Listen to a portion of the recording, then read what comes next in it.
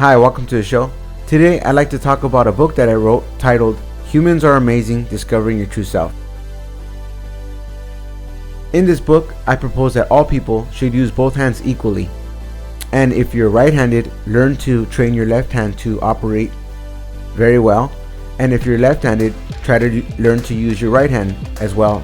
Also, did you know that 90% of the world's population are right-handed? And only 10 to 13% of the world's population are left-handed.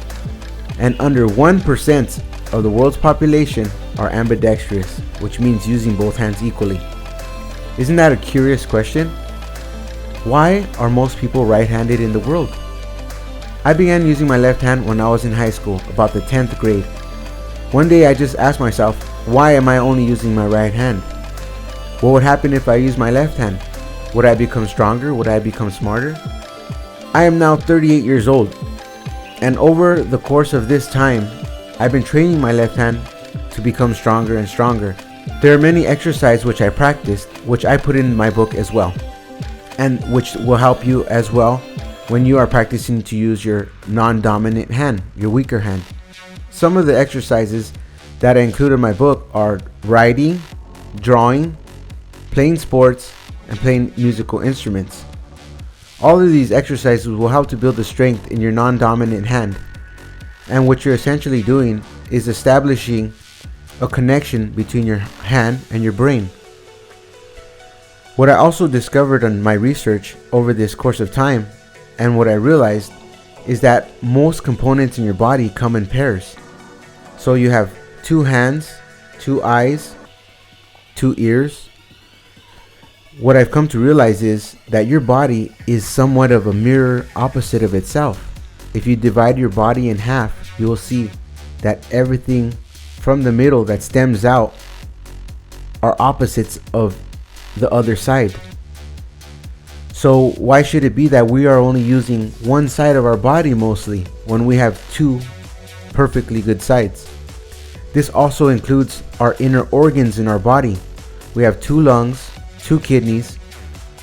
When you also examine the human brain, you will see that there's 2 hemispheres, and they are opposites as well.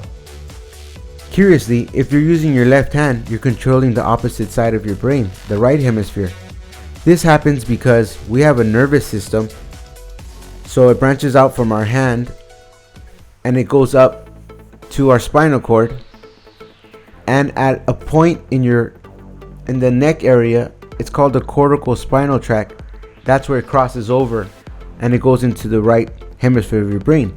So when you're using your left hand, you're actually using the right hemisphere of your brain. The same thing goes with your right hand. If you're using your right hand, you're controlling the left hemisphere of your brain. So if you're using both hands, wouldn't that mean that you're using both combined hemispheres of your brain? If you look at the heart has 2 sides to it as well. So the big question in history is, why are most people in the world only using one hand?